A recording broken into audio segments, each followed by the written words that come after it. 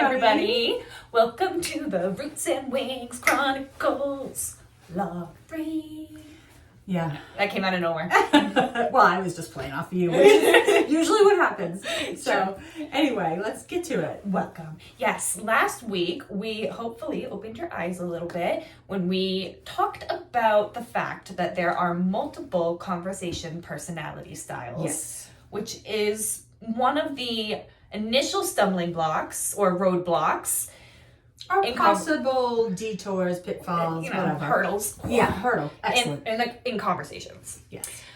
So, and as we mentioned, alluded to the fact that there were other things once you've gone past the personality types that we bring to conversations that make it difficult. Yes, and this happens especially, the conversation personality styles can play a part in conversations with everybody, right? Close family, friends, co-workers. But this is when we really start to dive deep into conversations. Yes. So the emotionally charged, that's the phrase we like to use. The emotionally charged conversations are especially difficult because we're bringing a bunch of conversational baggage to the party. Absolutely. And emotionally charged doesn't just mean mother, daughter, or family. Anytime you're in a conversation where you're starting to get heated, you're, on the verge of tears, like you can feel yourself like, I want to escape. Like, that's an emotionally charged conversation. Right. But they tend to happen with closer. Yes, I agree. And the mother-daughter relationship being they definitely happen. Complex as it is. Proof in the pudding right here. Inevitable. So anyway, what do we mean by conversational baggage? Okay, so what we mean is our beliefs, our triggers, our biases, our generational upbringing, our societal expectations or influences. We bring all of that to a conversation. Whether consciously or subconsciously. Most often it's subconsciously, I think. Oftenly is not a word. Yeah, I can do it if I want. Okay, whatever. But yes, most oftenly, it is subconsciously. Exactly. That hurt. Okay. So let's dive into that just a little bit more, because this could be a whole 2-hour conversation, if we're being honest. We actually have a podcast where we explore this kind of, I'm not going to say ad nauseum, but we share one of our perfect example of blowouts, like battle royale cage match. It was a conversation. It was just a very heated conversation. There was a lot of communicating going on, not a lot of conversating at first. Yes. And what brought this to the forefront was something minuscule that actually had nothing to do with us, but we observed something and we had totally different views on it. And there we are. In this conversation, in this communication, we weren't necessarily listening to the other's point of view. Well, we were just kind of bringing our past beliefs and experiences. That's the key right there. What happened was, and we didn't know it at the time because it was subconscious, we both had a visceral reaction to something that we saw. And then when we talked about visceral reactions. Yes, opposite. And then when we talked about the thing that we saw, we realized that we had opposite visceral reactions, which turned into, like I said, cage match. We were both like appalled at what we were interpreting the other was saying, when in reality, what we were hearing from the other person wasn't even what we meant. But because we each had our own baggage that we brought to the conversation, we projected our baggage onto what was coming out of each other's mouth.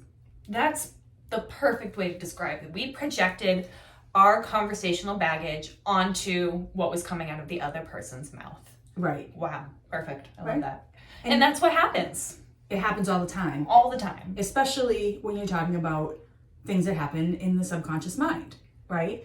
If Abigail and I hadn't been spending so much time working on conversation, working on being able to respectfully communicate and the skills of, oh boy, we need to take a break and come back to this. And just trying to learn and understand how conversations work and the subconscious works and what we're bringing to a conversation. Right. If we hadn't been doing that, it just would have been a conversation that ended with hard feelings, Oh gosh, yeah. right? We would have agreed to disagree. And we would have probably walked away with a little less respect for the other person. Absolutely. Not that we wouldn't have gotten it back, but yes, in that moment, Right. we would have walked away with a little... Where instead we were, I mean, it took us a little time, but now we can look back with a little more respect for the other person. And when we And say it took understanding. us a little time, we've been practicing this for years. So it was heated, don't get me wrong. And we literally pulled, because we were in the car coming home Right. from, which you'll hear in the podcast. Right, if you right. Listen, yeah, we'll put the episode. We in. were in the car, and we literally pulled off the highway so that we could both get out of the car. I had to and pull. just I had to stop pull the into. madness. It was awful. I had to just pull off the highway into a gas station, and like we just went to our respective corners. We literally got out of the car. I walked one direction. She Oh walked my in the gosh. other direction. We got back in the car after about 15 minutes, and it probably just sang songs for 2 hours before we were like, okay. ignoring each other more or less. Well, we were processing the conversation. Except for when we harmonized. Yeah, then we were harmonizing. That always happens. But the point is we were able to come back to this conversation fairly quickly within the same day and be like, wow, okay, let's talk this out, which you can hear on the podcast. Right. That's after years. Like, this kind of Oh my thing takes gosh. major practice and also just awareness of what's happening. I was gonna say it starts though with this awareness of understanding there's multiple layers to conversations, right? There's the, like we were saying last week, people give and receive information differently, just Yes. naturally. Yep. And then there's all of this emotional conversational baggage. So the more we are able to analyze that without ego and look at where all of that is coming from, bye-bye. The more compassionate our conversations can be. Right. So we mentioned last week that we have conversation workshops coming up. And It's still a work of habit. yes, Changing the- exactly.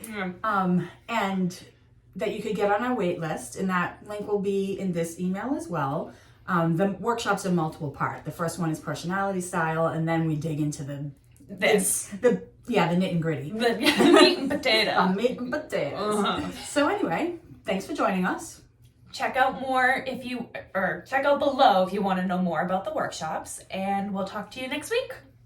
Bye guys. Bye.